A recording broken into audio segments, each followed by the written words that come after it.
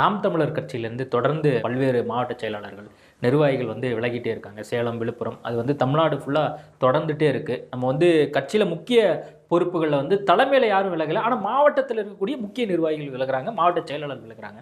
இது ஏதாவது நாம் தமிழர் கட்சிக்கு பாதிப்பை ஏற்படுத்தும்னு நினைக்கிறீங்களா? தலைமையிலேருந்து யாரும் விலகலன்னு சொன்னீங்கல்ல, தலைமையில் ஒரு 4 பேர் சொல்லுங்களேன். சாட்டை துரைமுருகன், காளியம்மாள். அவர் என்னவா இருக்கார் கட்சியில்? அவரும் ஒரு முக்கிய பொறுப்பில் என்னவா இருக்கு? சாட்டை துரைமுருகன் என்னவா இருக்காங்க? காளியம்மாள் என்னவா இருக்கிறாங்க? வேற யாராவது சொல்லுங்க, அவங்களாம் என்னவா இருக்காங்கன்னு சொல்லுங்க. காளியம்மாள் மகளிர் அணியில் இணை ஒருங்கிணைப்பாளர் நினைக்கிறீங்க இல்லையா? அது அவ்வளோதான் நிலைமை.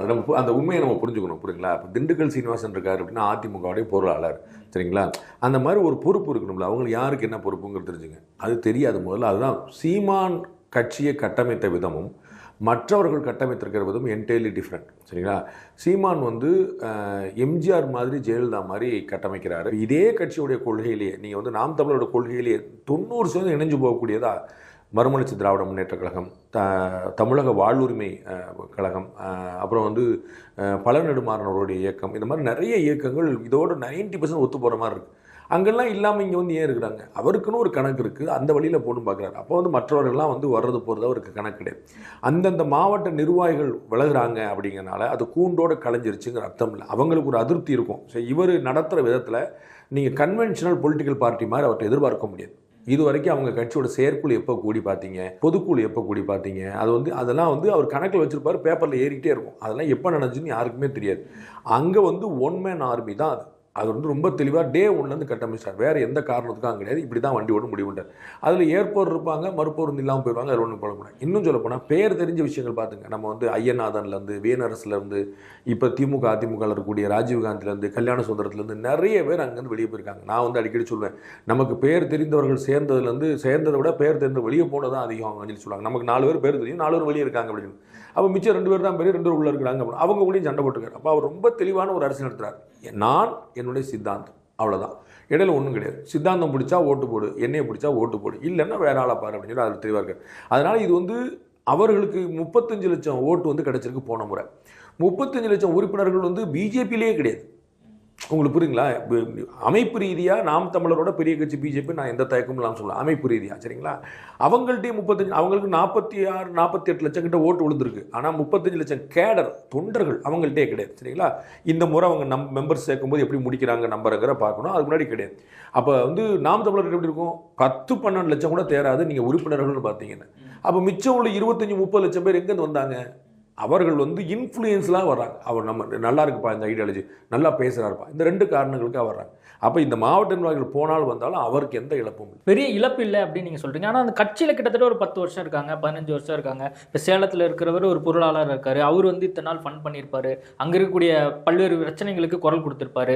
அதேமாதிரி விழுப்புரத்தில் இப்போ சென்னையில் இளவஞ்சின்னு ஒருத்தவங்க விலகினாங்க. அவங்க பெண்களுக்கு முக்கியத்துவம் இல்லை அப்படின்னு சொல்லி அவங்க ஒரு காரணம் வைக்கிறாங்க. அவங்க எல்லாமே கிட்டத்தட்ட ஒரு 7-8 வருஷம் ட்ராவல் பண்ணுறாங்க. அப்படிங்கும்போது அப்போது இது எல்லாமே தேர்தல் நேரத்தில் அவங்க ஒரு ஸ்ட்ராட்டஜி வச்சுருப்பாங்களா? அந்த ஸ்ட்ராட்டஜிக்கு இது எல்லாமே இப்போ கை கொடுக்காத ஒரு சூழல் மாறப்படும் இல்லையா? 2 விஷயம். ஒன்று பொருளாதாரம் ஃபண்ட் பண்ணியிருப்பார், பொருளாளராக இருந்தார், ஃபண்ட் பண்ணியிருப்பார்ல அப்படின்னா அவருடைய பொருளாதாரம் வாங்கக்கூடியதாக தான் இருக்குது. கையில் யாராவது காசு கொடுத்தா பண்ணோம் நல்லா இருக்குங்கிற மாதிரி தான் இருக்குது. அது சர்வதேச தமிழர்கள்ட்ட இருக்கட்டும், இந்திய இயக்கங்களாக இருக்கட்டும், தமிழ்நாட்டுக்குள்ளே இருக்கட்டும், எல்லாத்தையுமே அவங்களுடைய அதிகாரப்பூர்வ வெப்சைட்லேயே போட்டிருப்பாங்க. நீங்கள் நன்கொடை கொடுங்கன்னு போட்டிருப்பாங்க. கேட்டுகிட்டே இருக்கிறார். அதில் ஒன்றும் பிரச்சனை கிடையாது. வாங்கி தான் கொண்டு வராரு. அவருக்கு பின்னாடி ஃபண்ட் பண்ணுறதுக்கு பெரிய ஆட்கள் இல்லை. நம்ம ஒரே நாளில் 100 கோடி கொடுத்தேன், 200 கோடி கொடுத்தேங்கிறல 5000-5 லட்சம் வரைக்கும் வாங்கிக்கிட்டே இருக்க வேண்டிய நிலைமையில தான் அவங்களுடைய இயக்கம் இருக்குது.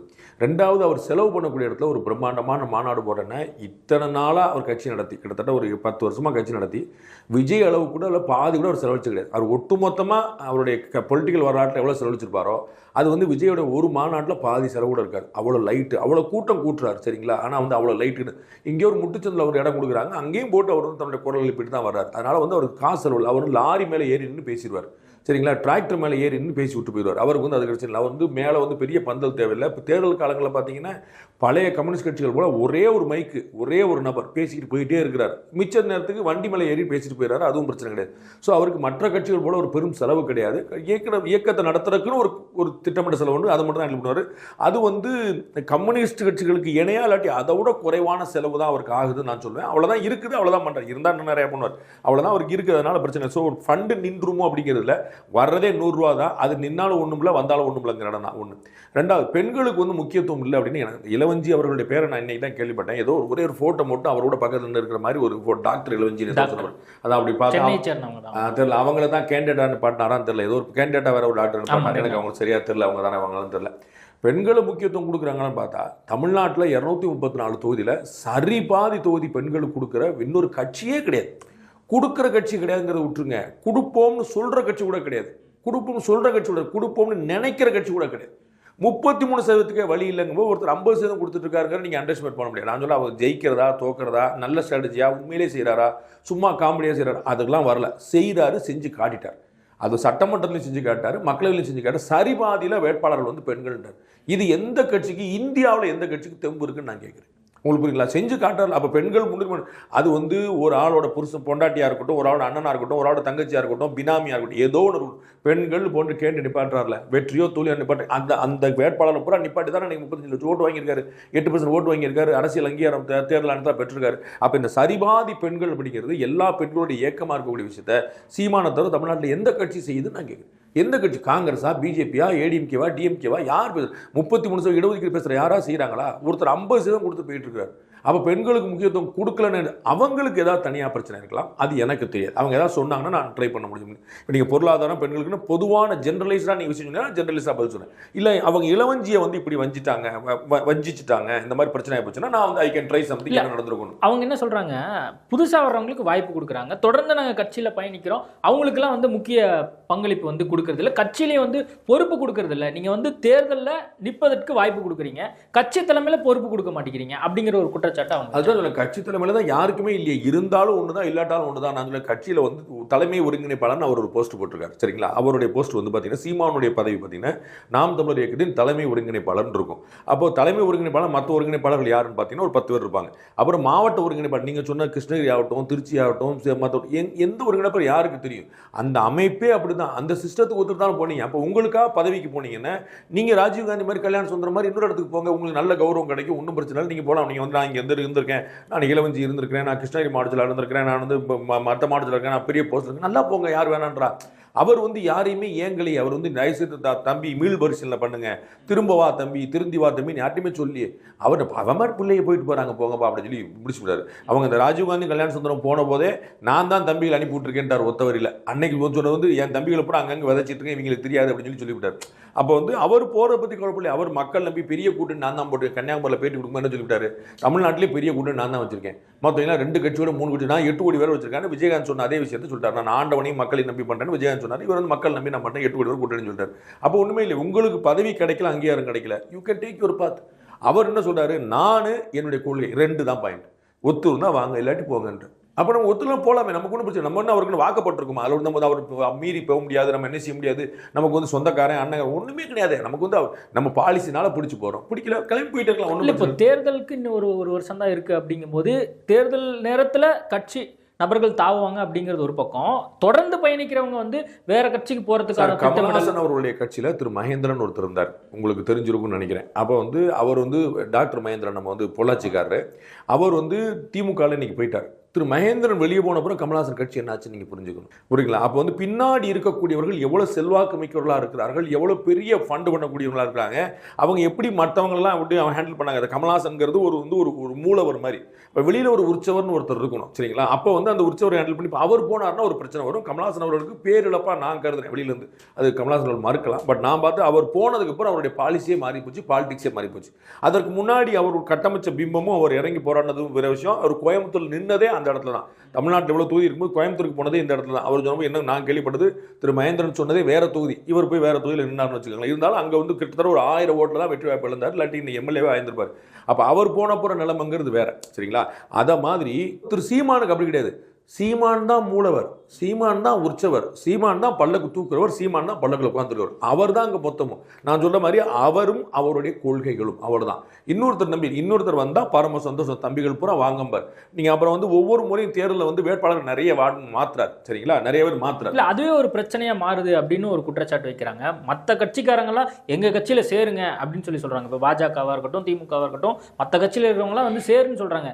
இவர் வந்து கட்சியிலேருந்து போனா போங்க அப்படிங்கிற ஒரு நிலைப்பாடு வைக்கிறாருல்ல, அது வந்து சரியான முறையா இல்லை அதான் சொல்ல நான் முதல்ல அந்த பாயிண்ட் முடிச்சிடறேன். அப்போ வந்து எல்லா தொகுதிகளையும் வேட்பாளர் நிறுத்துறாரு.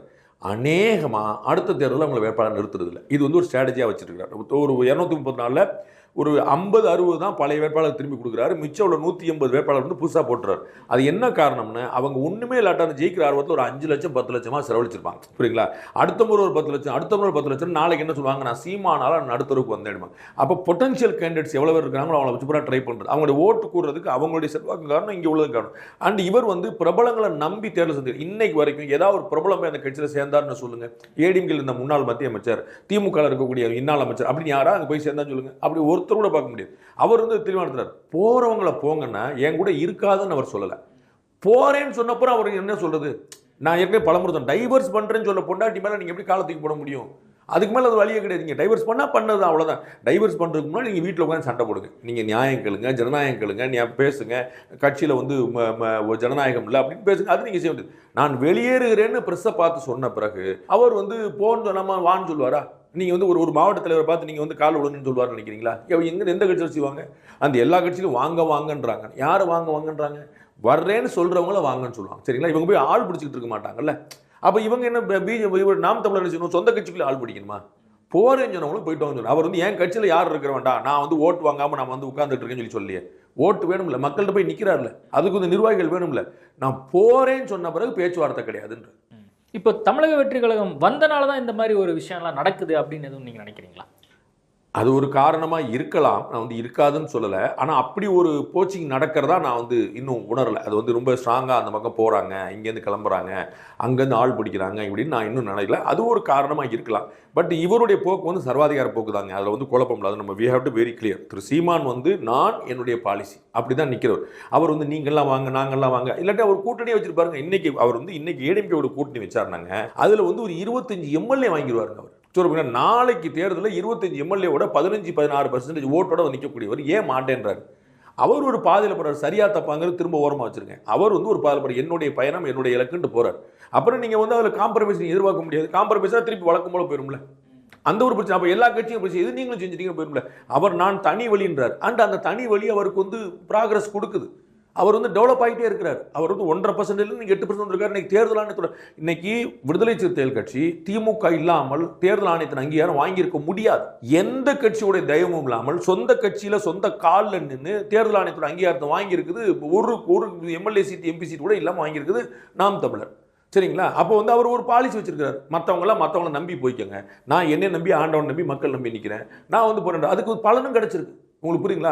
விடுதலை சிறுத்தைகள் எந்த தேர்தலில் மக்களுடைய அங்கீகாரம் பெற்றாங்களோ அதே தேர்தலில் நாம் தமிழரும் பெறுகிறது. விடுதலை சிறுத்தைகள் காலத்துக்கு அதிமுக திமுக மக்கள் நல கூட்டணி வேற கூட்டணி அமைச்சுக்கிட்டே தான் பயணிச்சிருக்கு. எந்த கூட்டணி அமைக்காம அதற்கு பின்னாடி ஆரம்பிக்கப்பட்ட கட்சி. புரியுங்களா? விடுதலை சிறுத்தைகளுக்கு பின்னாடி ஆரம்பிக்கப்பட்ட நாம் தமிழர் கட்சி தனித்து நின்றே வந்துருச்சு. கூட்டணி தயவோட இவங்க வந்தாங்க. அப்போ அது ஒர்க்கிங் ஸ்ட்ராட்டஜி தானே. அவருக்கு வந்து பல ஆயிரம் கோடி நட்டம். அவர் வந்து சீமான் வந்து கையில் காசு இல்லாமல் இருக்காருங்கிற அவர்கிட்ட ஏற்கனவே கையில் காசு இல்லை, இப்பயும் காசு இல்லை. ஸோ இழக்கிறதுக்கு ஒன்றுமே கிடையாது. அப்போ அந்த பாலிசி சக்ஸஸ்ஃபுல்லாக போகும்போது அவரையே மாற்றி யோசிக்கணும். அவர் எந்த கட்சியும் வேண்டாங்கிறாரு, வரா வாங்கினா வராட்டி போங்கன்றார். அந்த பாலிசியில் தான் உடன்பட்டானோ. உடன்படலாம் வெளியே போங்க. எனக்கு அவருடைய தீவிர தமிழ் தேசியம் பிடிக்கல, அவர் வந்து வேற மாதிரி பிஹேவ் பண்ணுறாரு, கண்ணா பின்னான்னு பேசுகிறார், பிடிக்கல, போகாதீங்க. இவ்வளவும் தெரிஞ்சுதானே அவருக்கு மாதிரி ஆடியோ லீக் ஆன மாதிரி வேற யாருக்கா லீக் ஆயிருக்குமா? எவ்வளோ அவருடைய ஆடியோ கேசட் மட்டுமே ஒவ்வொருத்தரும் கேசட்டை சேல்ஸ் பண்ணி விற்பாங்க போல, அந்த மாதிரி ஓடிட்டு இருக்கு. அதே மீறி தான் அவர் போயிட்டு இருக்கிறாரு.